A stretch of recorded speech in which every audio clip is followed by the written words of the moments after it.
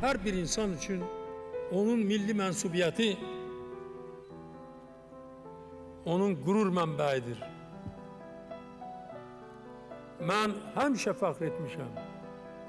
Bu gün də fəxr edirəm ki, mən Azərbaycanlıyam.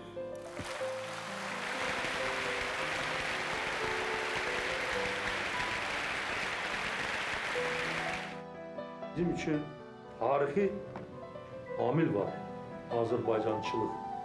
Özümüzün adımız var, Azərbaycan. Özümüzün dilimiz var, Azərbaycan dili. Və çox da gözəl dilimiz var. Çox zəngin dilimiz var. Çox belə ləzzətli dilimiz var.